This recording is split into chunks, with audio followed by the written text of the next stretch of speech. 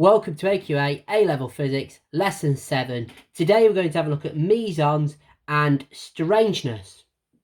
So in previous lessons, we've started to have a look at the particle tree and the particle zoo. In our particle tree, we've got fundamental particles and non-fundamental. Fundamental, we've got exchange particles, leptons and quarks. They cannot be broken down any further. And then we've got non-fundamental, which are baryons and mesons. Baryons contain 3 quarks or 3 antiquarks. Mesons contain a quark and an antiquark.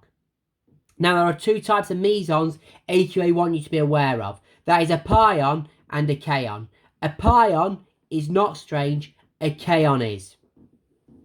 Now, before we look at the individual particles, we need to discuss the weak interaction and the strong interaction. Now, strong interaction, our strange particle is actually produced through it.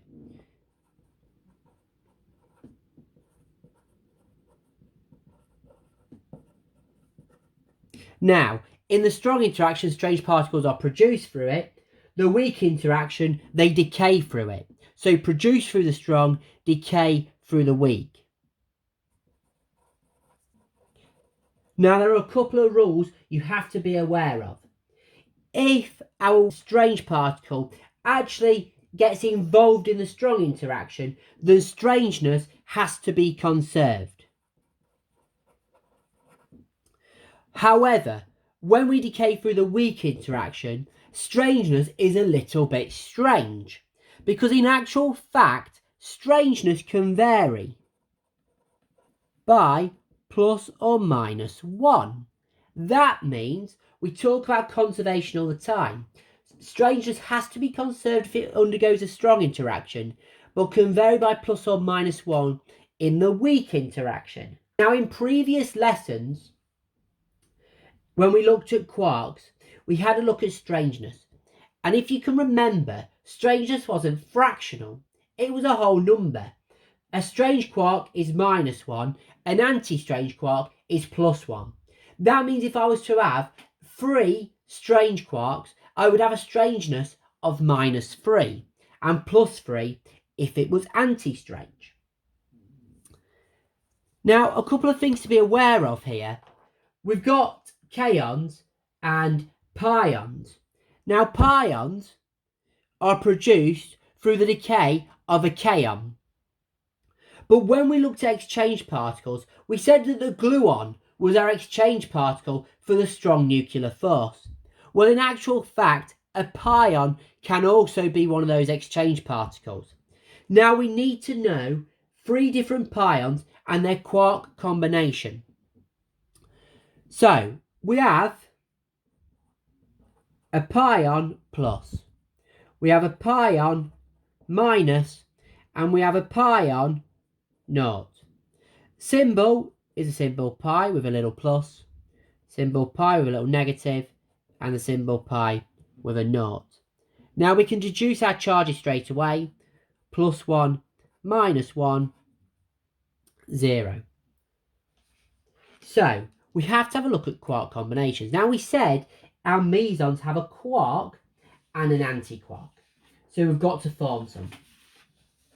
So if I've got plus 1 of a charge, I need a quark that has a lot of charge. And you will find that is an up quark, because that's got plus 2/3. So we've got a quark, so now we need an antiquark.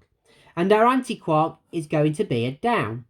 Now, an anti-down has a charge of plus 1/3. So 2/3 plus 1/3 is 1. And we said that pions have a strangeness of 0. Well, we can fill out all these 0 because we know none of them have a strangeness. For my pion minus, we're going to reverse that. So we're going to have an anti-up and a down. So we've got minus 2/3 plus minus 1/3. So we've got minus 1. That means if we want a pion naught, we have to have an up and an anti-up, or a down and an anti-down to get naught. You don't need to remember them because you can work them out from your data sheet because you get given the charges. Our final particles we have to have a look at are something called kaons. Now, kaons are strange. That means kaons will always contain a strange quark. So, in terms of kaons, we have three main ones. We have a kaon plus, a kaon minus, and a kaon naught. Given the symbol K, just like that. Charge, +1, -1, 0. Now, we're going to be different here because we've got to have a strange quark in all of these because they are strange. So again, +1, we need something with big charge. So we've actually got an up. And we know that's got a charge of +2/3. Now, our next particle has to be strange. Well, if we've got an up of +2/3, this must be an anti-strange. And an anti-strange has a charge of 1/3, so we get to 1. Now, an anti-strange has a strangeness of +1. In terms of our kaon, we've got an anti-up. And this time we're going to have a normal strange, which has a charge of -1/3. And this time we've got a strangeness of -1. And finally, our kaon naught. Well, again, let's think about this. We've got a down and an anti-strange. Well, -1/3 plus 1/3 gives us naught. However, we could also have this. So +1/3, -1/3. That means the strangeness can vary between plus or -1. So we've had a look at today kaons that are strange will always contain a strange quark, and they will decay via the weak interaction but are produced through the strong interaction. You've also had a look at pions. We know they're not strange, but they still need a quark and an anti-quark. So over the previous 3 lessons, we've had a look at leptons. They're fundamental.